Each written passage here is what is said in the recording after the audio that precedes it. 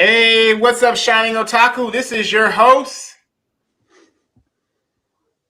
Irvin, Uh, and Michael, yeah.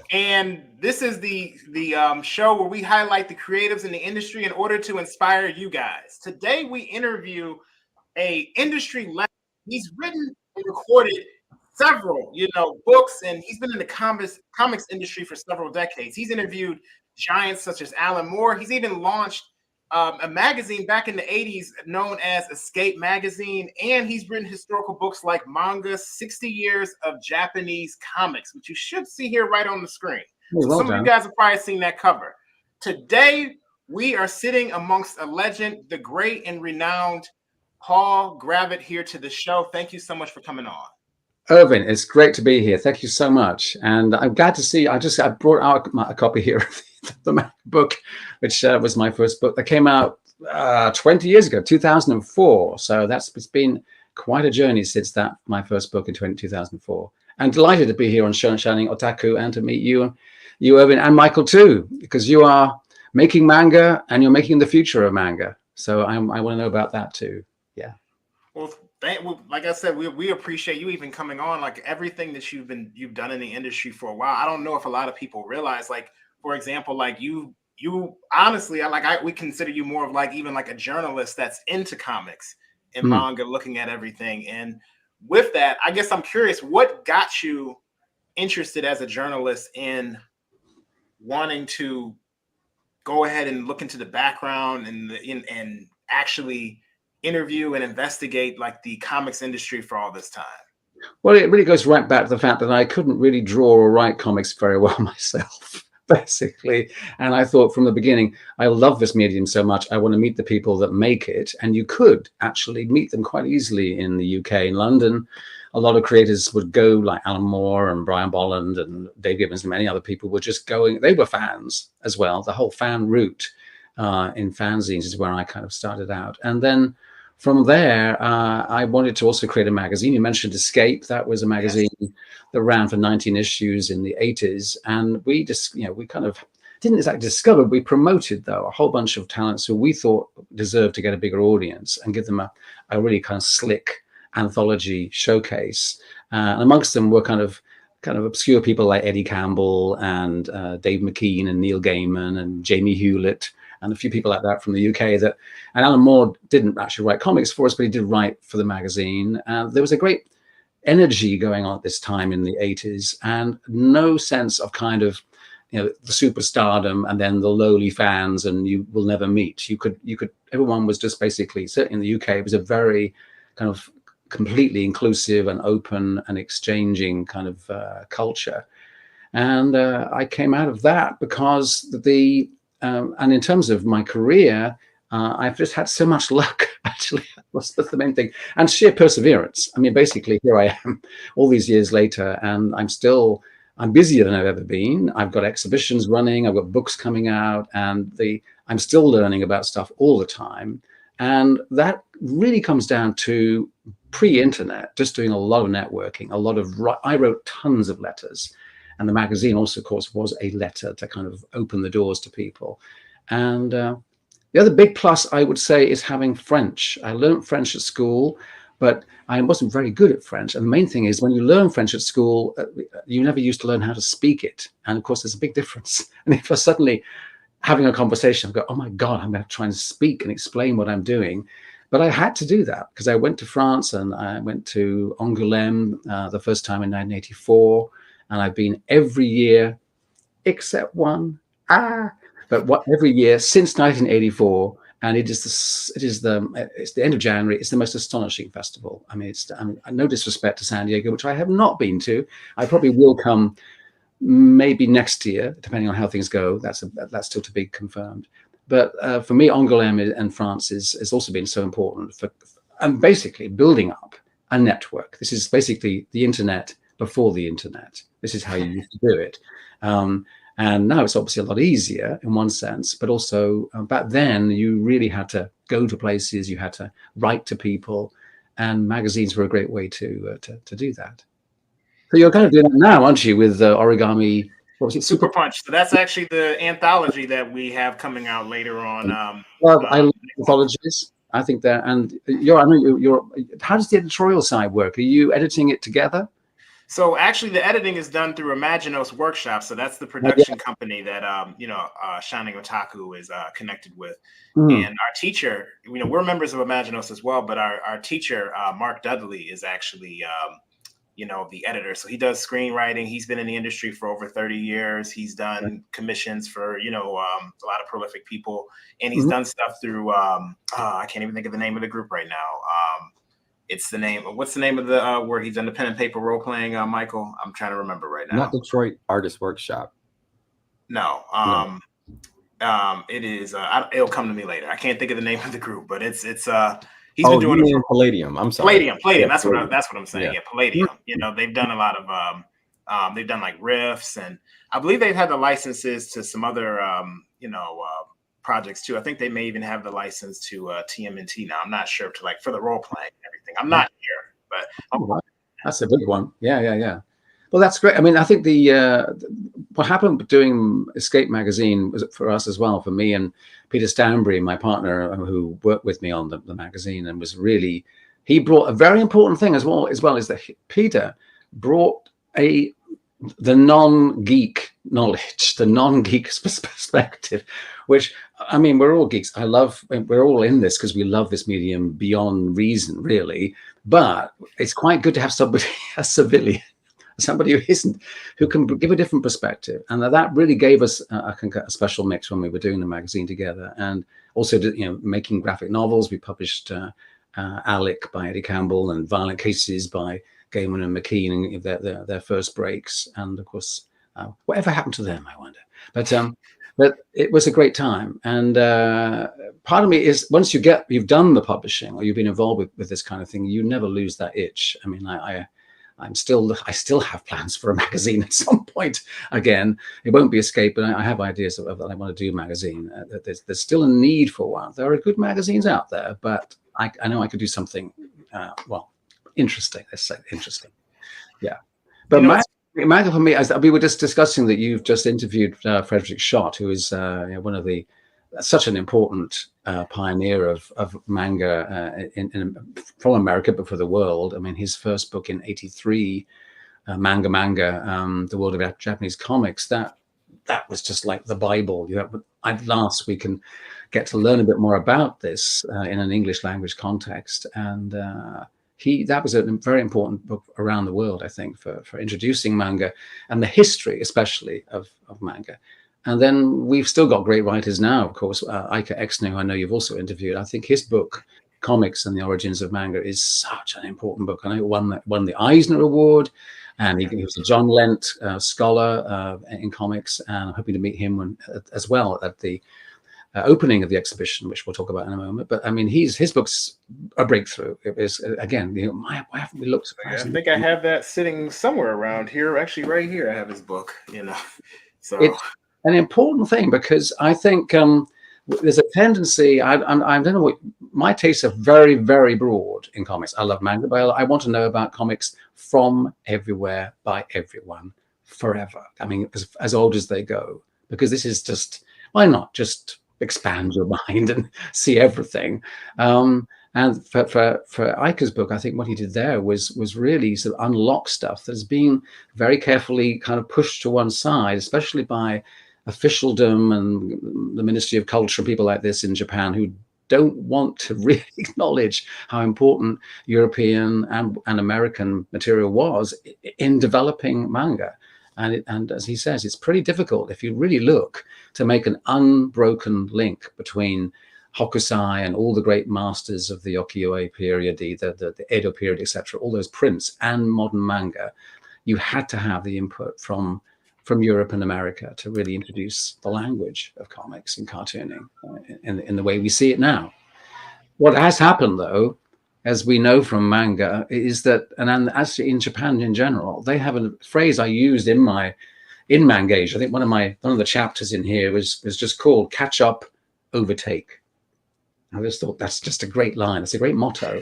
They had to catch up, and they were a country that wasn't westernized, wasn't modernized when they opened up to America and to the West in the 1850s, 1860s. And there was a real tension. You can imagine what it was like to suddenly go, oh my gosh, we've got to change, transform ourselves. But they did catch up and they did overtake.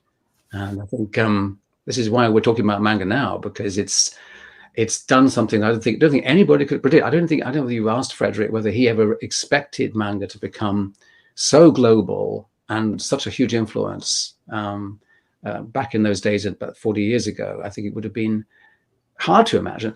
I think the main problem, of course, is that a lot of people just had this idea that it was too Japanese, too culture specific, and we wouldn't find our way into it, even if we translated it, even if it was put into English. And then, of course, the big issue of, can you read in the opposite direction? The phrase, by the way, there's a phrase for this.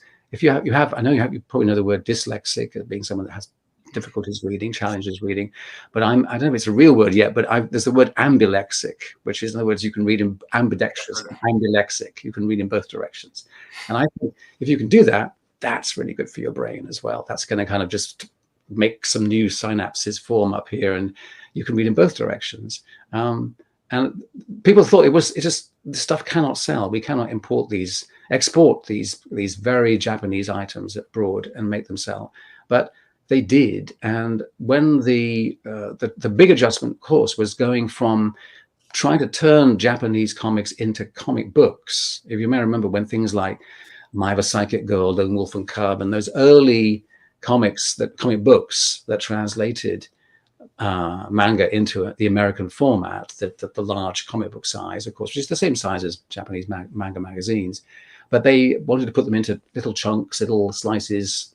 I think Eclipse issued My Ever Psychic Girl as a bi-weekly, where you got like one chapter a week or something, like, I suppose, like a manga magazine. But you had to get to the tankobon, you had to get to the paperback, and that went in parallel with graphic novels becoming, okay, this is what we want to read. Well, all the trade paperbacks, we want to get the comics in a bigger chunk. And that's really and of course, reading them from right to left meant that this wave of material could really come in a big way.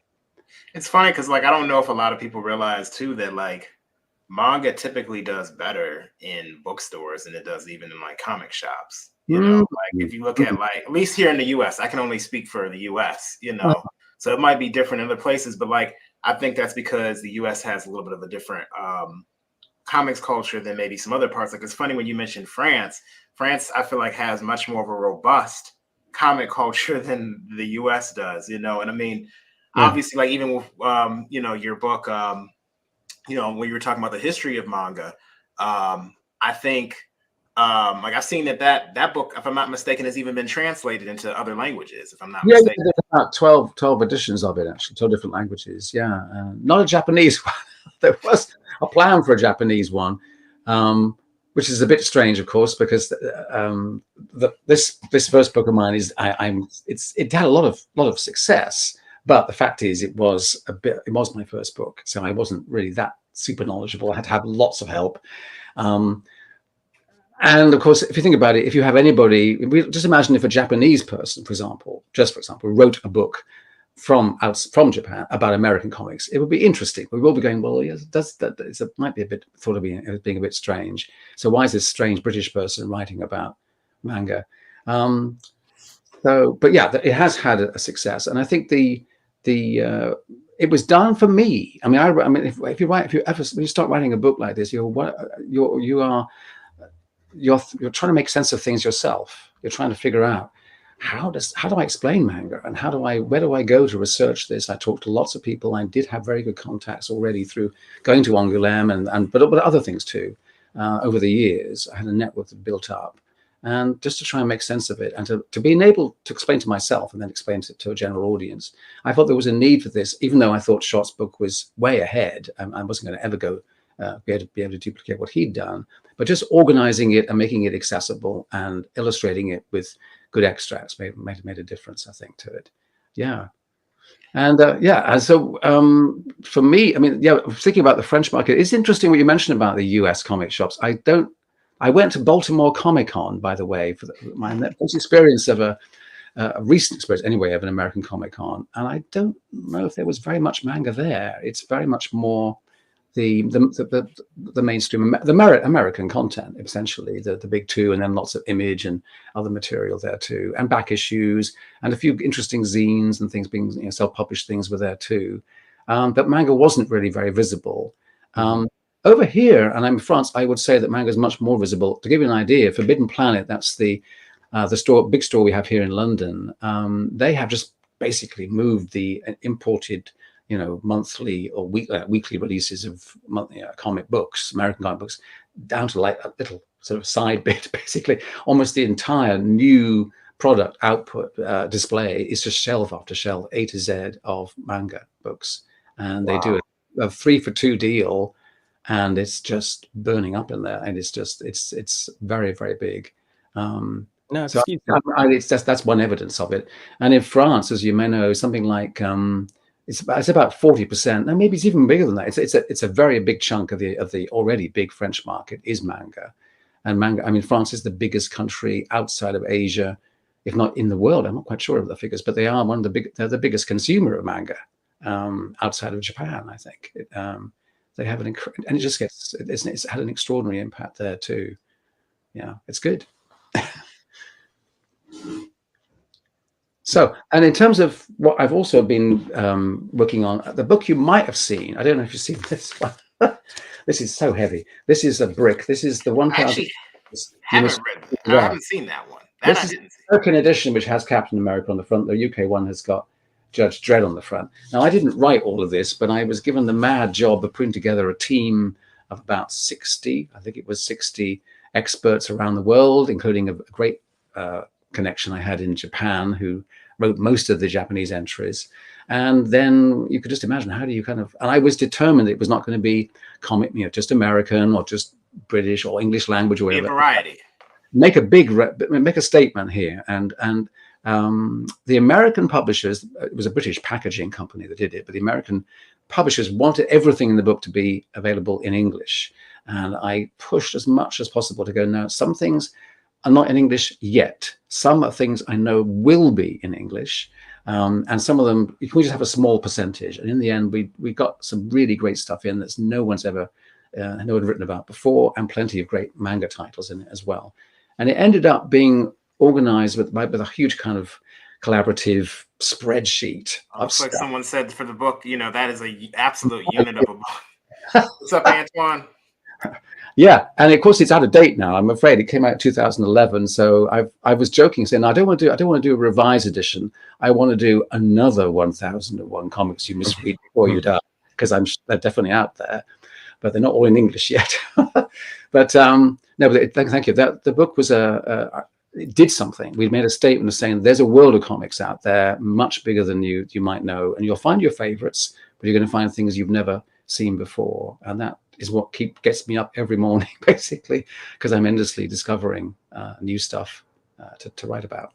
Yeah, but the book went on to have many different editions. The weird thing about 1001 actually is that there was a French one, there was a German one, an Italian one, a Spanish one, I think, and a few others came out. But each time the book gets put into its own language, the editors work with the content, and they can move some entries out and put more. There's also a Czech one, I remember. And then they can put in some of the local ones, so they can localize the 1001. And it's organized, of course, it's organized chronologically, so you can see what's happening in different countries as you go through the years.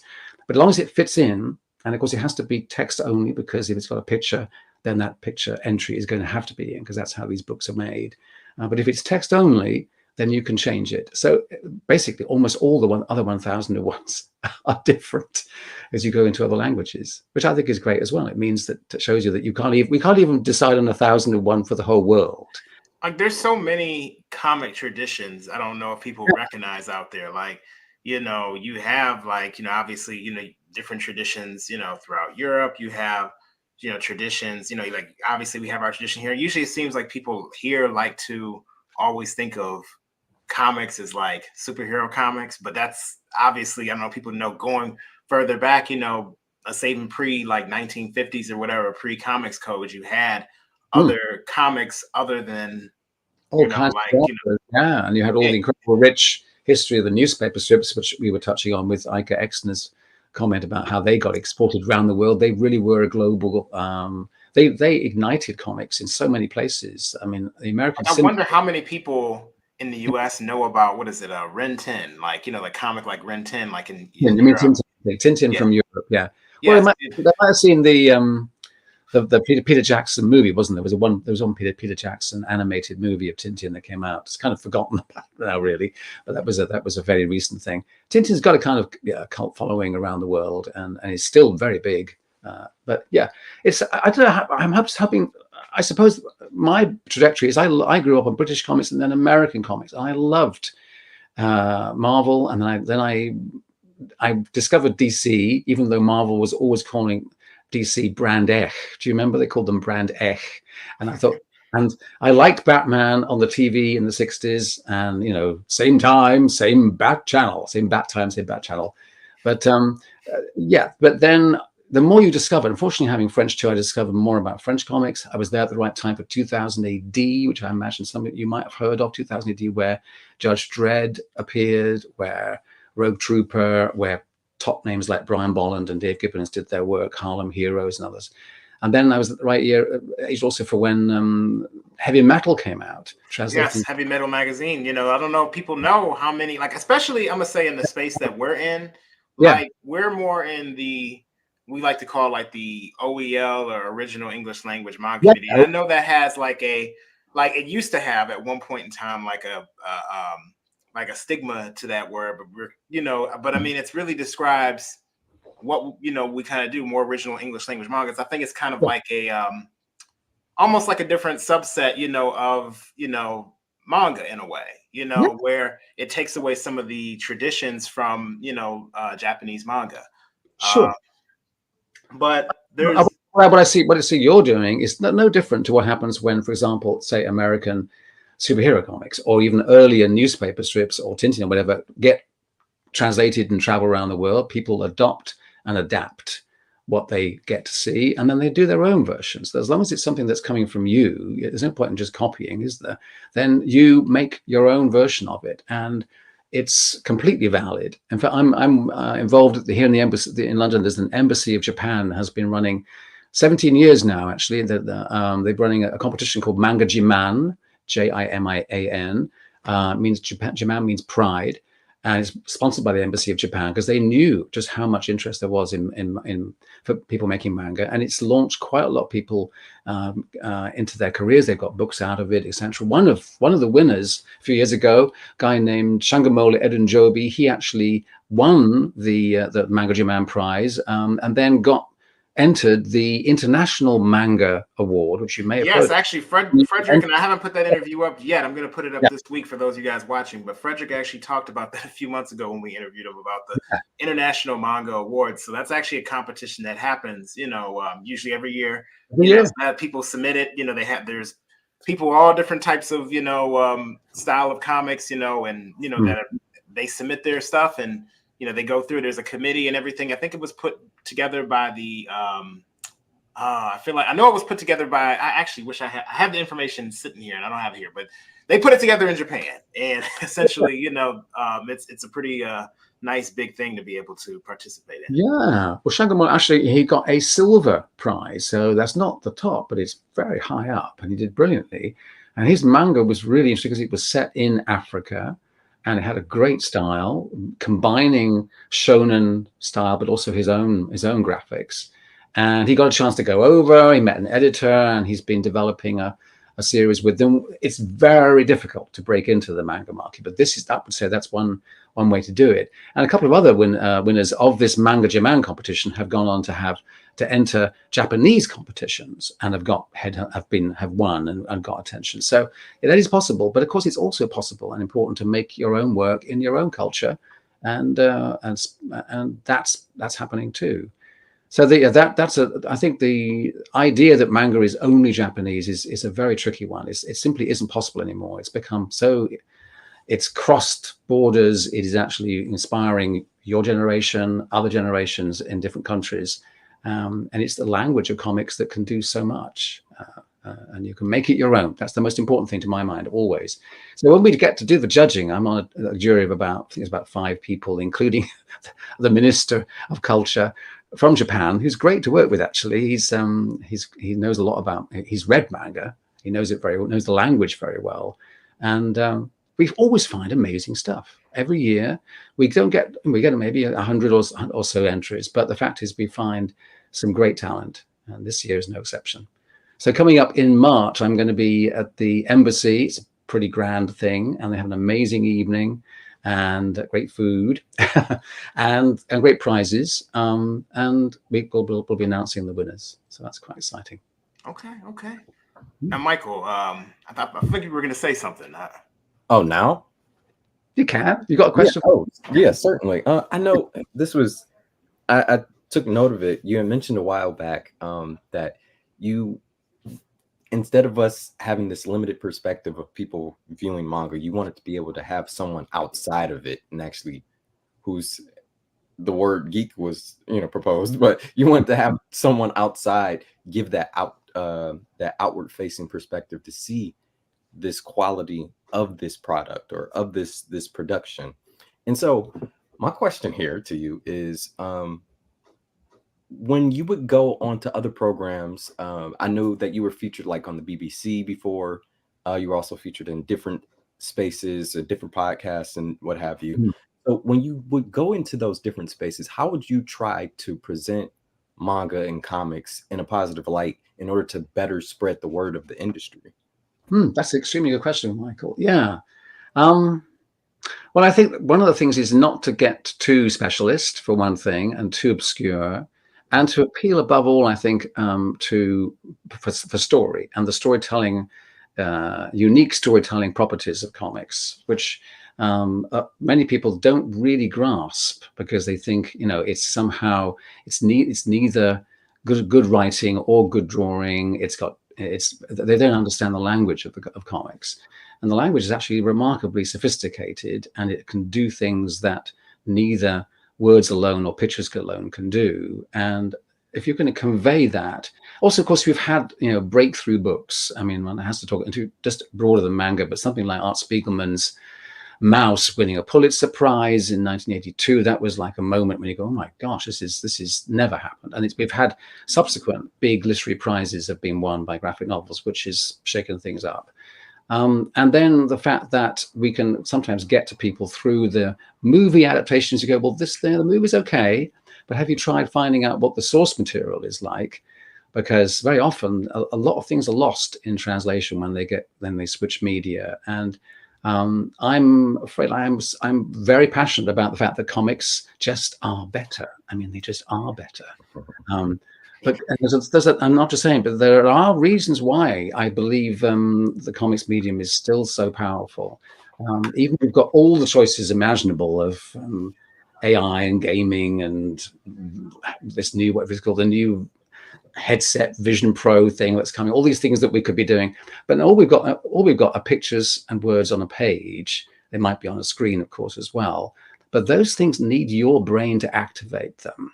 And that, to me, is the most important part of it, because you're not just passively consuming or playing in that sense. I'm not saying that gaming isn't engaging too, but comics, because it doesn't move and it has so many reasons why it shouldn't work. Actually, it's not. How do you make somebody feel with just words and pictures? Well, we've been doing it since caveman days. Basically, we communicate visually and then verbally, of course, too. When you put it all together in the comics form, there's no limit to what could be done. And I still know that there are going to be new kinds of comics that will come along that we just go, what? They've done that? That's possible. It is a medium that is absolutely in its golden age now. I'm quite convinced of that. You think what's gone already is amazing. I can tell you. So it's already happening. I'm already seeing things where I go, I didn't know you could do that. Yeah. So what do you think of mediums like webtoons? Yeah, I'm interested in them very much. In fact, I was just going to show one I just picked up on. I just picked it up actually in a sale because it was only £1. And I thought, I must discover what this is. Do you know this one? It's called Get Schooled. Get Schooled. It's a Korean webtoon. My gosh, this is great. And interesting because, of course, as you know, how webtoons work is they are, wait a minute, we're up to it there. They're vertical scrolling. So, of course, the pages have to be reformatted. Well, this is where I'm getting my head around it, but they are obviously thinking of it's going to work on a page. It's also going to work on the vertical scrolling. So that means that they've got to plan it together. It's quite a difficult thing to figure out. Some webtoons, when they get made into books, don't look at all good, do they? They've got huge blank spaces and the pictures aren't the right shape. But this looks really well, and the storyline is like you just go. I read about this. It's good. This is why webtoons from Korea are so powerful. I mean, manga's powerful, but what Korea's done is they had a dying comics culture called manhwa, like manga, and you might not know this, but as late as the late 90s, the Korean government, which was not a nice government, they were really terrible, basically. They pretended that they would be righteous and supporting society and family, etc. And on their family values, society values day, they would have ritual burnings of manhwa on live TV. Because manhwa were bad and were associated with, it's just like the old Comics Code craziness of the 50s. And so manhwa basically was fizzling out, and webtoons came in because Korea had such advanced Wi-Fi. I mean, it was just like it was totally wired. The place was like ready for this, and so people say, "Oh no, I don't read manhwa. I don't read comics. I read webtoons." It's like I don't read comic books. I read graphic novels. It's that kind of. They're comics. I'm sorry, they are all comics. But the webtoon, I've curated an exhibition about webtoons actually in Busan in about 2018, 2019, something like that.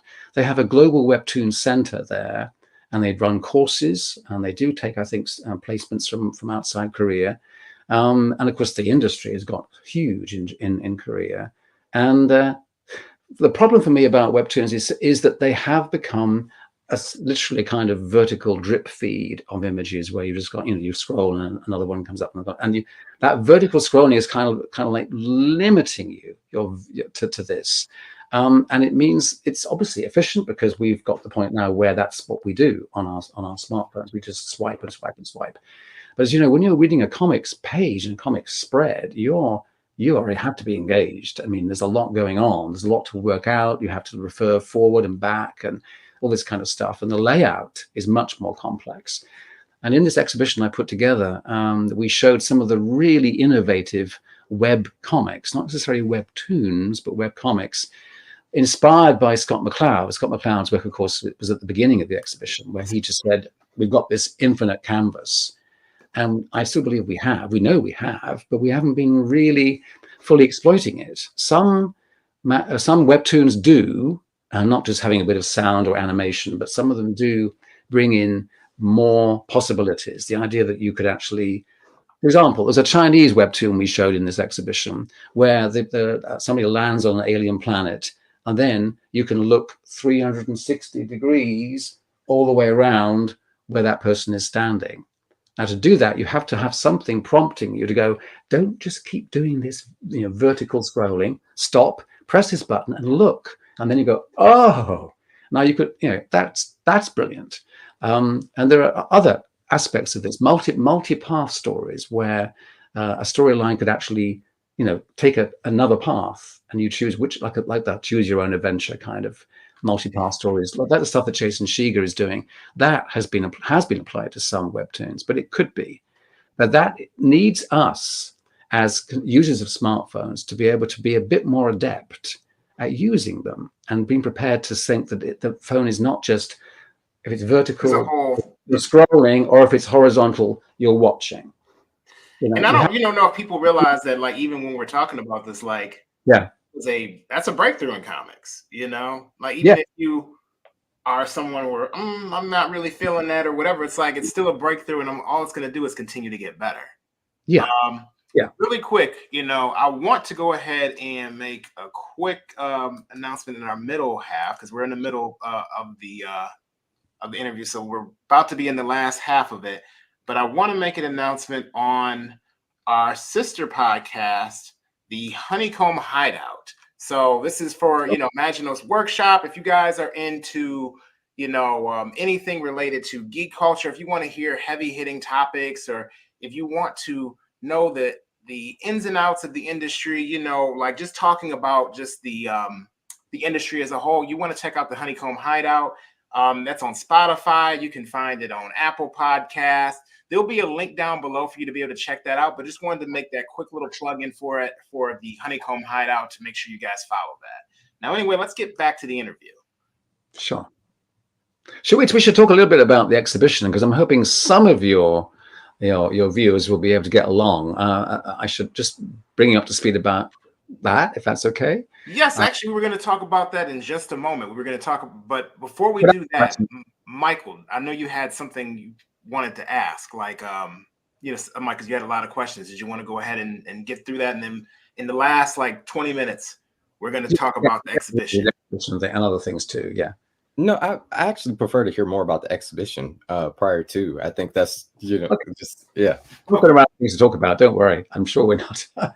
Yeah, I mean, just to mention that, I have done several exhibitions around manga, but the project I did in 2017 which was called Mangasia, Wonderlands of Asian Comics. Yes. That was a book, which began as a book. And then at the same time, I happened to meet people that were developing big international touring exhibitions organized by the Barbican Centre, which is in the centre of London. It's in the city of London. In fact, it's a big art centre. It's got tons of stuff. It's the biggest space for culture in Europe in terms of multi-art. It's got everything: galleries, cinemas, theatres, the lot. And they liked the idea that I was researching a book. When I did my first manga book, I showed you earlier, that was just about manga. When I got a chance to do a new one, someone said, look, could you do a new book about manga? I said, well, I'd like to take it a bit broader, because I've been exploring a lot of other comic cultures across Asia with the help of a whole bunch of people. And I'd like to be able to kind of situate manga in a bigger picture. And so it became this weird hybrid word of manga and Asia, which becomes Mangasia. And the book and exhibition ended up coinciding. It was just one of those things where oh my God, we've got to get the book together and the exhibition together, which is really brain melting. And what also helped a lot, of course, is that I had built up a network of experts in most of the countries. We even found comics in Mongolia and Bhutan that nobody had written about really in English at all. The idea was to put across a much bigger picture, situate manga as being important, but also that it's had predecessors and other forms, and there's other influences very much from other ancient art or American and European art that's come in, and a lot of it's still waiting to be fully explored and translated. And the show opened in the most amazing venue in Rome, because at the time the mayor or mayoress, a lady mayor of Rome, had grown up on anime on Italian TV and loved manga, and she said, we must have this exhibition. It has to open, world premiere has to be here in Rome, and we're going to give you this palazzo, this palace, to put the exhibition in. I thought, okay, we can do that. And it then went on to Milan, just outside Milan, and then to Nantes in France. It had to go into hibernation during COVID. We had a tour lined up for Asia, with venues looking in Bangkok and in Shenzhen in China, which became very complicated as you can imagine, with the Chinese government. The good news is that it's back on the road now, and we're opening it up on the 9th of March at the Bowers Museum in Santa Ana, Orange County, California. It's on there for 6 months. And what's brilliant is the first time they've ever put comics into their museum. It just follows on nicely, because previously they had a show brought over from the British Museum here in London about Hokusai. And so they thought, well, this is a good way. We'll run that, and then we'll run the manga, and we can get Asian comics, and we can get people to go from one to the other, which is clever. And it's a bit updated. We have new content, and I'm thrilled that it's going to have a US viewing now. It'll be on with lots of activities and cosplay and other stuff happening. And to give you an idea, the show is actually it's the biggest of its. I mean, no one's done this. No one has attempted a show quite like this, where we've really shown comics from across Asia with a strong, obviously, very strong element of manga there Even throughout. stuff from Osamu Tezuka, I believe, too, right? Like, Indeed, we have indeed, and we've got artwork from Doraemon, the robot cat character. We've got originals by Taya Matsumoto from Sunny, and we've got a lot of fantastic artwork. And we also have some work from one of the big names of shoujo manga. Her name is Ide Chikae, and she's not well known necessarily in English, but she was one of the big pioneers of the volleyball genre in girls comics, which I don't know if you realize how massive this was, but Japan won the volleyball, the women's volleyball at the 1964 Tokyo Olympics. The very same, that was the first time that volleyball had been put into the Olympic Games. And at the same Olympics, they had lost the judo. And it was like a real kind of, oh my God, the nation was feeling pretty defeated by this. And then this amazing women's team came in and wiped out the Russians, who were the champions at the time. And as a result, there came out that there was a wave of interest in volleyball. And that this manga artist, Ide Chikae, did some brilliant work with that. makes me think about the manga, what is it, Haiku, I believe. That's also another like volleyball manga, if I'm not mistaken. Yeah, it's a genre. It's a really big genre, and of course, Slam Dunk is base basketball, isn't it? But no, volleyball was the big one. Anyway, so the exhibition has around 300 originals. We have quite a few that are facsimiles, but I can tell you, I would challenge anybody to be able to tell that they are facsimiles. I can tell you this now because I couldn't. They're not just photocopies. These are amazingly produced reproductions made by Tezuka Pro, the company, and made by other and by the Doraemon museum, to the point where they have the text in the balloons actually stuck onto the facsimile, and they even printed the show through and the bleed through on from the reverse of the artwork on the back of the thing, and it's printed on real card. So an image of right there that you guys are seeing on the screen, that's actually from the exhibit right there. That's just like the exactly showing the sign for it. Yeah. That has some of Ide Chikae's work on there. So yeah, it was amazing. We had a 3-week insane trip to meet so many people, artists and publishers, giant publishers like Shogakukan and teeny tiny publishers. And I also got a chance to meet Matsumoto Leiji, as in Captain Harlock and Galaxy Express and all those. I got to meet him at a retrospective in Yamagata in North Japan. I went up there just for one night on a bullet train with a friend to get to meet him, which was amazing. And the show also has a lot of artwork from the rest of Asia, some beautiful things from India, the Philippines, Indonesia, China, etc. I mean, Taiwan. I mean, a lot of stuff. And to organize it, we've put it together into 6 themes, and there are explanatory texts, etc. And I think for anyone that's interested in manga or in comics or in Asia, there's a way into this, because it's as much about the varied cultures, but also the interlinked cultures of Asia. So if you're curious about that, and you don't have to be an expert on anything to just find something that hopefully that will excite you and interest you. The other big challenge, of course, with a show like this is it has so many different languages. We did decide early on that we were not going to attempt to translate or explain every single piece of comics that we're showing, whether it's printed or original artwork or super high-class facsimiles, because we will explain some, but you've got the pictures. And this is how I consume comics. If I can't read them, it doesn't stop me. If I can't read the text, I can read the pictures. And I have too many comics where you can say, why have you kept that? You can't read it. Well, I can't read the words, but I can always read the pictures, and you can get a lot from that. And you can find a way into every comic because of the pictures, I believe.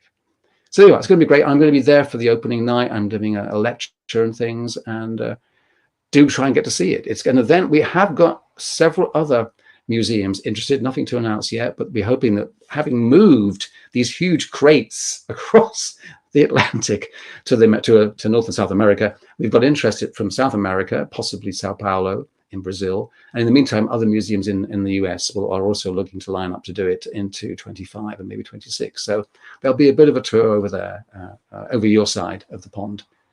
So hope you get to see it. It would be nice. I know we're all the way here in Michigan, maybe, but so it'll be a little hard. America is, Irvin. Yes. So Michigan is like, like Detroit, so it's like where there's like there's the Great Lakes. I'm sure you've heard of the Great Lakes. So that's where all the way, yeah.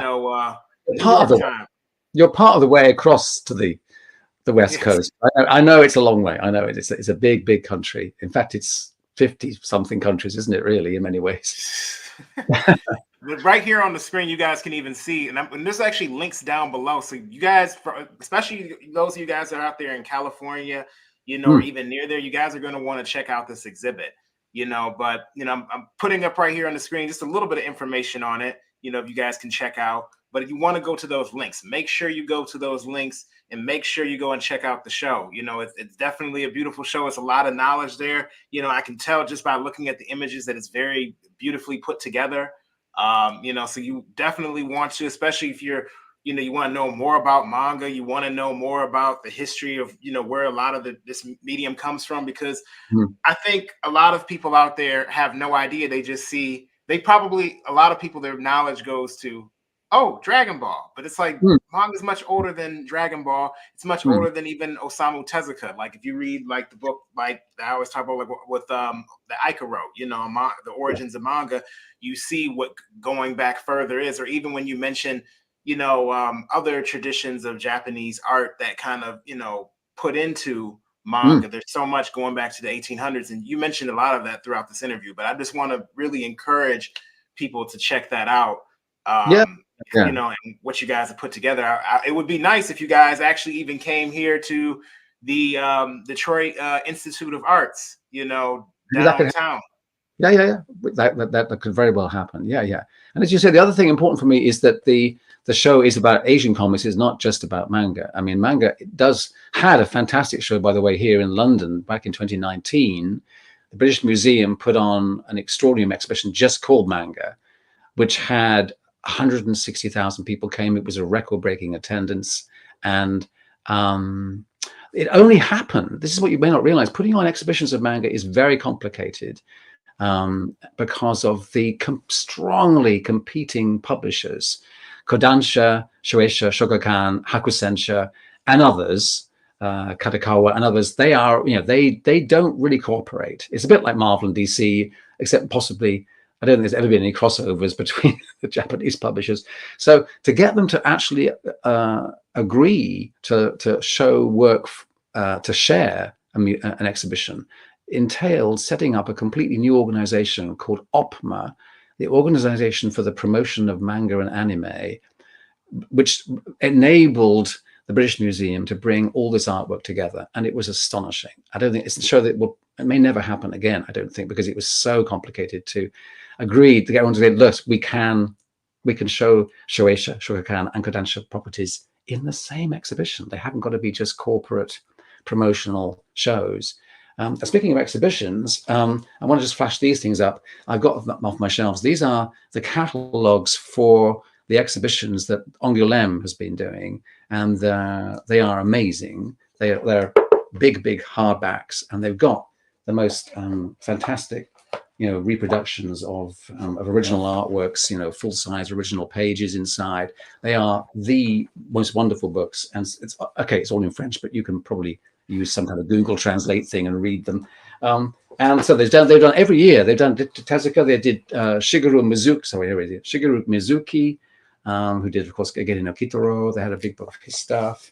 They had Tsuge Yoshiharu, who is now being published in English by Drawn Quarterly, who's one of the real innovators of Gekiga, which is the other type of manga, which is more kind of edgy. I believe in the seventh came about, or the term at least, I believe in the 70s, if I'm not mistaken, 60s, 70s. It took off basically as a kind of a response, kind of to slightly against Tezuka, because they felt that his style was a bit too cute and kiddie-ish and cartoonish, and they were more influenced by film noir and frankly by real life, because post-war Japan was a pretty bleak, difficult place.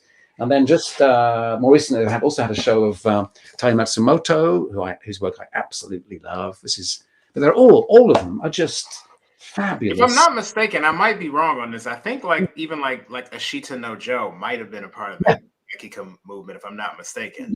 Tetsuo Chiba, yeah. I got to interview him actually years ago. That was my first ever interview. It was my first interview with a manga artist. It was incredible. He came over to London with his son, who played in a band. I can't remember what the band's name was, but I know they had songs about Ashita no Joe, Tomorrow's Joe, as part of it, and they had animation projected behind at this venue where they were playing. And then Chiba Tetsuo interviewed him, and he did a giant drawing. I don't think we haven't got Tomorrow's Joe published in English though, have we? I don't think it's available in English. Am I wrong about that? I don't think. It maybe online. It probably is at Scanlations or something, and obviously the anime series. But that's an amazing manga, just amazing. And then this, I know they remade it as like they kind of remade it recently. It was like Megalobox as an anime, like kind of redid the story, so they kind of reimagined it. Yeah, because that is a powerful story, and of course, it definitely connects to Rocky. I mean, that's the similar period in the 70s, but it had a big impact to the death of one of the not Ashita no Joe, but one of the characters. I think there was a kind of a public funeral for the character because the readers were so gripped by what happened in the story. Yeah, and then in terms of girls or shoujo manga, women's manga, and this is the show they did this year, which is about where is it there? Which is Moto Hagio. She was there. She's her exhibition is astonishingly good too. It's all still till March, but you have to get to France to go and see it in the museum in Angoulême. And they had it's the first time she's ever had an exhibition outside Japan. It's over probably 200 or 300 original pages. Astonishing stuff. We've only seen a tiny bit of it in English, thanks to Fantagraphics. I tell you, I mean, there were some things that I'd never seen done with comics. She'd done them back in the 70s and the 80s, and she's still making work now as she's in her, I think, 70s or 80s now. She's still making new stuff. So that's very inspiring, I think. Yeah. Oh, shut up. I haven't let you I'm sorry. I do talk too much. Oh no, that's fine. I'm like, I think you everything that you said, I don't take it that way at all. Like, I'm like, I've been taking this as a class to learn. That's all.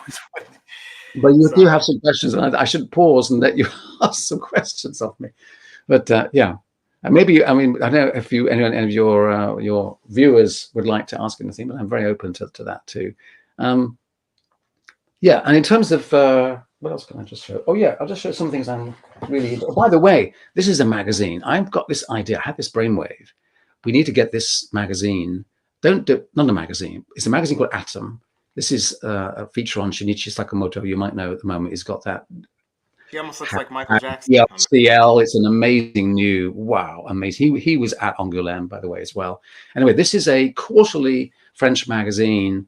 Sorry, I can't show it to you, but it has really good interviews with all the biggest names, certainly, especially of course contemporary artists, manga. And what's interesting about it is that because they're being interviewed for a French magazine, I think they're a little bit more relaxed, and they kind of tell you more than you might if you were getting the interviews in Japan in Japanese. And it's a great magazine. So I'm thinking what I should do is I should just talk to my publisher and say, look, let's work with these people. They've got 27 issues now. Let's sort of put the best of the interviews together and put them out in English. I mean, that would be just brilliant, wouldn't it? I mean, we need that. I think that would be amazing. And they've interviewed everybody. One of my absolute favorites, by the way, that's in this issue, and I'm sure you know this one, is the summer when Hikaru died. You know this series that's coming out from Yen Press? Mm-hmm. That one, wow! Have you read that one? My God, I thought that first few pages of it was like, oh, it's just so well done, And that was the number one. It was voted the best manga of last year in their kind of big survey. That's a good one. And then the other things I thought I'd show you as well, just here that I'm interested in. Yeah, what have I got here? This is quite fun. This is actually Aika's involved in this one. This is where you can read some of the really early comics, Japanese comics from the 1920s, 1930s, that kind of time. They've done a nice little edition from Breakdown Press. That's the two different characters. Oh yeah, Easygoing Daddy. Yep, Yeah, these are the kind of beginnings of their newspaper strips, of course, originally. That's nice. Another thing I really liked was this artist, Pan Pan. Have you come across her? No, him. It's a him. I think it's a him. I'm not familiar with Pan Pan yet. Really good. What's lovely about this is it's all set in. She is determined to find this special fruit called Gayabano, which you can only get really in the Philippines.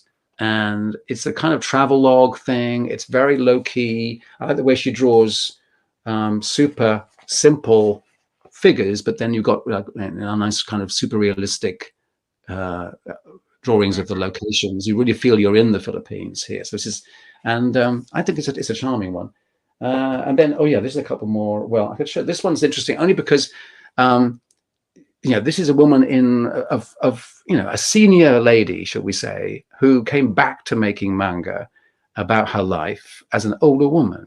Now, I don't know. I mean, I think that's good. I think it's good. We've got people who like the medium. They get older and go, I'm going to make stories about this, what I'm experiencing. And it's not just for older readers, it's for all of us to read and learn about. So that's a lovely book. And this is in English. This has come out from Taiwan. I spent Christmas in Taiwan, where they've just opened their new National Comics Museum. The Boy from Clearwater is an extraordinary book. I got to meet the guy whose life it's based on. It's based on a real person who was put in prison for publishing comics because in Taiwan they had a terrible right-wing leadership, Chiang Kai-shek and the White Terror during the 50s, 60s, and 70s. And this is his story, kind of like a bit like Mouse, I guess, but it's actually the story of Taiwan told through this man's life. He only just passed away just recently. He's about 93 or something. But that's come out in English, and it's tremendous. The authors, the writer and artist of this are coming to the States to promote the Volume 2, which completes this whole story. So, and then the other thing I just picked up, that Taiwan had that kind of history as well. Like I had no idea until you said that. That makes me curious. I'm going to start looking it up. I mean, Taiwan is the nice China. I mean, I'm sorry not to be disrespectful, but we know China is not the best place on the planet right now, much as we love Chinese culture. But they did, they were anti-communists, and they took their anti-communism to extremes in Taiwan. But now they've actually got democracy only fairly recently, and they've got a government that's completely supporting comics in an amazing way. The other thing, when I was in Taiwan, I went to a great store called Mangasia, which is, I've been there twice now, and it's just an amazing basement gallery space full of small press, independent, indie stuff, not just from Taiwan, but from all kinds of places. And this is a really nice kind of risograph printed zine from Malaysia. Hang on a minute, I'll try and find some artwork here, but just give me a second to get a page open. But some really nice risograph printing here, as you know, with the spiral binding, nice idea, Bang Bang zine, all in English, and actually, some really, really talented creators here. So that's the scene that I'm interested to find out about as well. Basically, I am extraordinarily lucky to be in this position. I think you all can just basically, if you know what you want to do it and pursue it, and don't let anyone tell you can't. My parents were incredibly supportive, fortunately, because they expected me to be a lawyer, and I did get a law degree just to kind of keep them happy kind of thing, but I couldn't do it. I'm not a lawyer. I'm so hypnotized by comics. I'm passionate about them, and I've had this amazing life to do it in, and I've got a chance now here to be with you. So what could be better, really? You're going to carry on making more great comics in the future. Yeah. So now we're getting the final part. So we're getting ready to wrap up right now, everybody, but we're going to go ahead and ask our classic question that we ask in every interview, so over the course of your career, you've been in the industry for, quite some time. You've been, you've obviously made a lot of major moves. You've put out, books all across in different languages. You even learned French. What is your end game. Meaning, Mhm. when you are at the, when you decide, what, and you may not decide to retire, but how do you want your career to either end, or how do you want it to be remembered? That's a really interesting question. That's one of the best questions I've been asked. Yeah. I am thinking about that quite a bit at the moment because I'm getting a bit older, but also because I have got way too many comics. This camera is focused on a very special part of my house where there isn't too much stuff, but everywhere else there's too much stuff. I have storage, I'm not ashamed to admit, because I still have all my collection going back to the Marvel DC comics that my mum and dad, they never threw them out. They didn't throw them away. I was very lucky to have parents that allowed me to collect comics so much. So I'd like my comics collection to go somewhere where comics are being studied and where they could be used, maybe in a university. There are degree courses on comic studies, which have taken off. One of them was started here in the UK, but it was hit by COVID. It might come back. I'm hoping it comes back. Let's see if it does. But I'd like to all my amassing of cult material to be something that could be passed on. I mean, and still be used. And I don't see myself retiring, obviously, because this is just too interesting. And I like to meet. I'm also very keen to always see what new ideas are coming along, and also go back to the past and find that things have been forgotten. A lot of ideas have been forgotten that we can use again. If you just do a bit of history searching, you can build on what's gone before. So that would be advice to you all, I think, and that includes if you're someone like me, someone that wants to study and understand comics. But if just to wrap up, something that I'd also would like to do before I wrap up my career. You say big moves. I don't know. I'm not very calculating, I'm afraid. I've been very lucky, and I've been very persistent. And in the end, that I would say is the best combination. I'm not desperately kind of pushing particular agendas or, let me through, I'm important kind of thing. The doors open if people realize you can do things. And also, I am hugely supported. So, I mean, the credit for the Asian Comic Show isn't just me. I may be the curator, but I was working with a team of over 20 advisors, and they get full credit also in the book, because nobody can know everything, and you have to work and collaborate with a whole team of people to make these things happen. Yeah, but I think in terms of, I still have quite a few projects I want to do. One of the things that's a door that's opening that's interesting is that this summer, the Pompidou Center, which is the most important, it is France's modern art museum. It's this mad building in the middle of Paris where all the pipes and electronics are on the outside. It was very space age and modern in the 1970s. Anyway, they have this summer, coinciding with the Olympics in Paris, they have their first ever massive exhibition of comic art in one of their big galleries. It's going to be called Comics 1964 to 2024, tons of manga originals, plus, of course, stuff from Europe and France especially, and America. It's the first time they've done it, and I got to meet the new director of the Pompidou, who really loves comics. And when he got the job, he said, I've got to get comics into the Pompidou Center. And that doesn't just mean I'm going to have a great summer exhibition. It means they're going to start collecting the art of comics. The original artwork will be part of France's Contemporary Art Museum's collection. So that's a moment we've been waiting for. It hasn't happened in America yet. We've got several wonderful museums, including, of course, the one at the Columbus, Ohio, the Billy Island Museum, which is the biggest museum of comics, but also the one in San Francisco, the Cartoon Art Museum.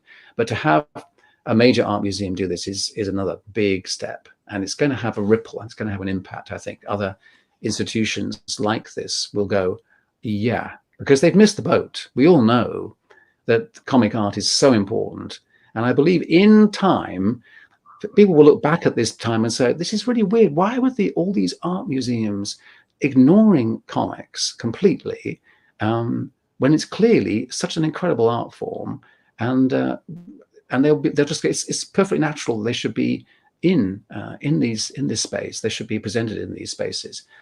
But having done exhibitions in museum spaces and art galleries before, it's very challenging, because as you and I know, comics really belong in books. They belong as a kind of intimate reading experience. And as soon as you start putting them into fancy frames or in an art gallery, which is the size of an aircraft hangar or something, and you've got these fairly small drawings to put in them, they're not made for being exhibited. But there are ways of doing it, and there are ways of having really big impact with them. And one of the ways that you do that, I believe, is that you show, where you can, every page from a comic. This is what Art Spiegelman did with Mouse when he had his show in the Museum of Modern Art in 1992. And it's what has been done elsewhere. Kevin Eastman, at his Words and Pictures Museum in Northampton, Massachusetts, he was the first person I'd seen who had bought an entire issue of Jack Kirby's Commandy and showed the whole thing. Because that is the work. And in comic art, when you're making comics, you're not thinking of each panel or each page. You think of the whole thing, whether it's a short story or it's, you know, a full-length comic book, or it's a manga volume or something like that. So there was the opportunity. I'm not sure they're going to do it, unfortunately, but they did have the opportunity to borrow every page from Hideshi Hino's Hell Baby. I don't know if you know this, but it's one of the most terrifying manga. He's up there with Junji Ito as one of the great. Yeah, little Junji Ito sitting on the shelf right now.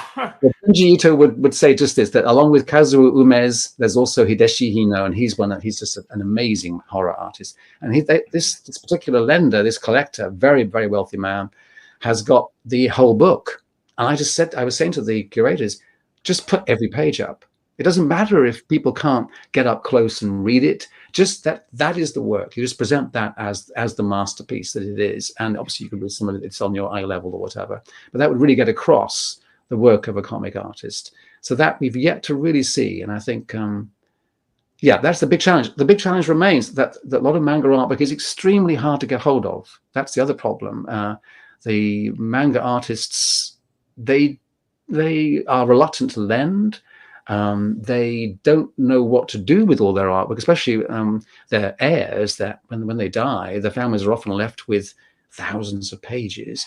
And there's quite a crisis of what happens to these artworks. There's an art museum. I never knew. I never even thought about that. But I guess, what would they do with all that? Yeah, because that's the good thing. They own the artwork. It's not like, as used to happen, certainly pre-1970s, Marvel and DC, didn't return the artwork, so a lot of it got stolen, as you know, from that time. But there's archiving going on in Japan now. There is more of a government awareness that this is cultural heritage. This is stuff that we really need to value and look after. And it's the market, the actual auction area for manga artwork is taking off, but so little recent material comes on the market. You cannot buy a page from One Piece or Dragon Ball or many, many other things. They're just not on the market. They're all tied up. So that's something is going to change there. There are people working to try and change this within the government, and people over here in Europe are trying to make it more accessible for exhibitions, but also more accessible for collectors. It has to happen at some point. Yeah, I know they've had exhibition. I remember when last time I went to Japan, I think it was in 2018. I remember Marvel had an exhibition there, and I believe it was somewhere in I forget which building, but it was in Nagoya. I know they had it in Nagoya, and it's a pretty famous building that they had it in too. But they had when the movie Avengers: Infinity War came out, they threw a whole Marvel exhibit, and then they actually had Yusuke Murata do a lot of redrawings of certain Marvel characters in his art style. So Yusuke Murata, he does the art for One Punch Man and a few other comics, notable comics. But yeah, he redrew a lot of the pieces and in his art style. So I thought that was pretty nice. It's kind of like isn't there also like a weird crossover Avengers Attack on Titan kind of Attack of the Titans? I believe so. They did have something like that too as well. Yeah, well, Marvel Disney basically wants to own the world, and they would like to be able to really invade Japan in the way that manga, you could say, has invaded the rest of the world. But I don't think that's going to happen. The movies maybe will work. I'm sure that they're working, but I'm sorry, I buy everything. You know, Yes. but Yeah, in fact, that's one of my projects. I really want to get it to happen. There is a project which I can't talk to you about because the deal hasn't even been announced yet. But it may even happen. But there is a Marvel licensor that's in the wings, looking to do some of the manga versions of Marvel characters. You might know there's a manga Hulk that was written by Koike Kazuo, who was the writer on Lone Wolf and Cub. I don't remember the name of the artist. The artist is not a name I remember. I know Marvel had a manga verse at one point. You know, if I'm not Yeah, mistaken. because of their manga version to send to Japan, this is actually made in the 70s, so under license from Marvel, but the story really changed. They had a Japanese character, not Bruce Banner, and Koike Kazuo introduced the idea that the reason he turned into the Hulk is that he was a survivor of the Hiroshima bombing. And that is a clever idea, and it certainly adds a whole level of subtext to the whole storyline, but it also, unfortunately, upset Hiroshima survivors, real survivors of the bombing. And so it meant that the story kind of didn't get reprinted. It's been kind of hushed up.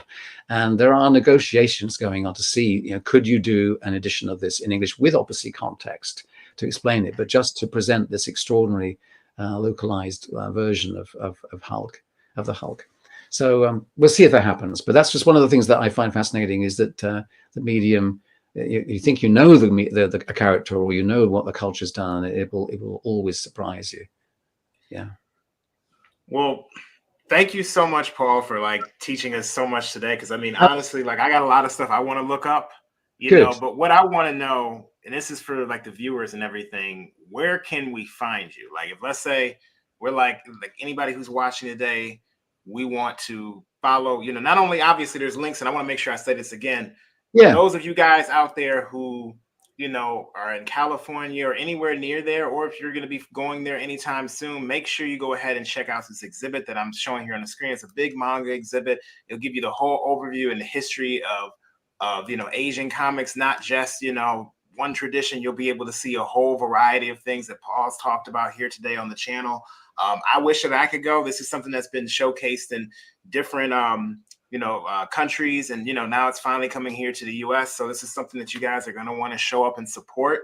But make sure you check out, the links are down below. But where else can we find you if we want to be able to follow you, or any work that you publish, any columns that you publish, or anything that you put out there? Where can we find you? Well, the best place is going to be on my website, which is simply my name, paulgravett.com. And otherwise on Facebook, which is where we communicated, isn't it, Owen, as well?